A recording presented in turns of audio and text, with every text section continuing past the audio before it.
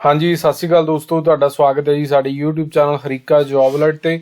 ਦੋਸਤੋ ਜੇਕਰ ਤੁਸੀਂ ਚੈਨਲ ਪਹਿਲੀ ਵਾਰ ਵਿਜ਼ਿਟ ਕਰ ਰਹੇ ਹੋ, ਚੈਨਲ ਨੂੰ ਸਬਸਕ੍ਰਾਈਬ ਕਰ ਲਓ, ਬੈਲ ਆਈਕਨ ਦਬਾ ਲਓ ਹਰ ਨਵੀਂ ਅਪਡੇਟ ਦੇ ਲਈ।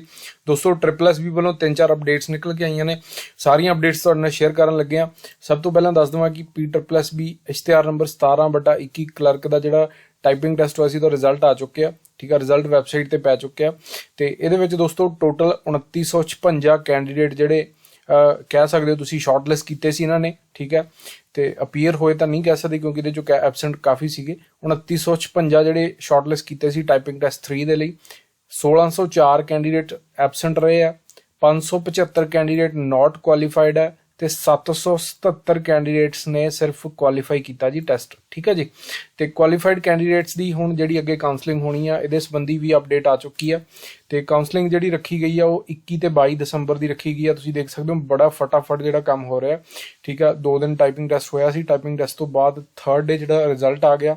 ਉਸ ਤੋਂ ਬਾਅਦ 1 ਦਿਨ ਦਾ ਗੈਪ ਫਿਰ ਪੈ ਕੇ ਜਿਹੜਾ 21-22 ਦੀ ਜਿਹੜੀ ਕਾਉਂਸਲਿੰਗ ਰੱਖੀ ਗਈ ਆ।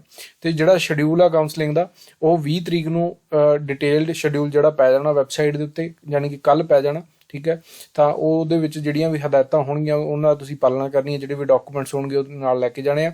ਕਾਉਂਸਲਿੰਗ ਲਈ ਜਾਣਾ ਕਿੱਥੇ ਆ? ਵਣ ਭਵਨ ਫੋਰੈਸਟ ਕੰਪਲੈਕਸ ਸੈਕਟਰ 68 ਮੋਹਾਲੀ, ਇੱਥੇ ਤੁਸੀਂ ਪਹੁੰਚਣਾ ਤੇ ਕੁਆਲੀਫਾਈਡ ਕੈਂਡੀਡੇਟਸ ਨੇ ਹੀ ਜਾਣਾ, ਜਿਹੜੇ ਕੈਂਡੀਡੇਟਸ ਕੁਆਲੀਫਾਈ ਹੋਏ ਆ। ਠੀਕ ਹੈ ਜੀ, ਤਾਂ ਇਹ ਅਪਡੇਟ ਪਹਿਲੀ ਅਪਡੇਟ ਸੀਗੀ।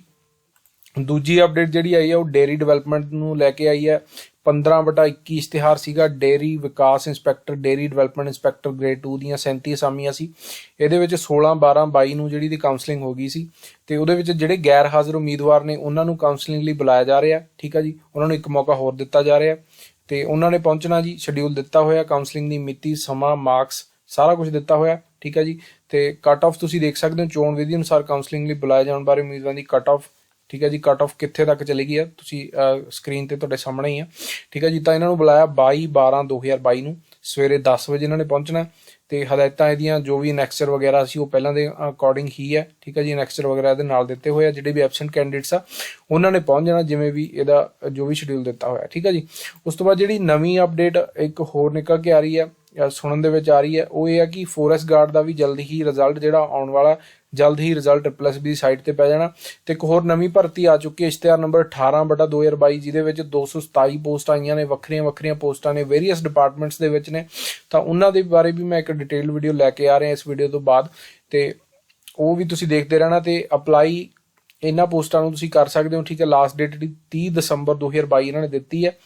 ਠੀਕ ਹੈ ਜੀ, ਤੇ ਇਹਦੀ ਮੈਂ ਇੱਕ ਅਲੱਗ ਤੋਂ ਵੀਡੀਓ ਲੈ ਕੇ ਆ ਰਿਹਾ ਤੇ ਵੀਡੀਓ ਦੇ ਮੌਕ ਟੈਸਟ ਸਾਡੇ ਕੋਲ ਅਵੇਲੇਬਲ ਆ, ਸੰਪਰਕ ਕਰ ਸਕਦੇ ਹੋ। ਟੈਲੀਗ੍ਰਾਮ ਚੈਨਲ 'ਚ ਸਾਰਾ ਕੁਝ ਦਿੱਤਾ ਹੋਇਆ, ਟੈਲੀਗ੍ਰਾਮ ਚੈਨਲ ਦਾ ਲਿੰਕ ਇਸ ਵੀਡੀਓ ਡਿਸਕ੍ਰਿਪਸ਼ਨ 'ਚ ਆ ਤੇ ਟੈਲੀਗ੍ਰਾਮ ਚੈਨਲ ਤੇ ਵੀ ਜੁੜੋ ਜਿਹੜੇ ਹਾਲ ਤੱਕ ਨਹੀਂ ਜੁੜੇ, ਤੇ YouTube ਚੈਨਲ ਨੂੰ ਵੀ ਸਬਸਕ੍ਰਾਈਬ ਕਰ ਲਓ। ਧੰਨਵਾਦ ਦੋਸਤੋ, ਸਤਿ ਸ਼੍ਰੀ ਅਕਾਲ।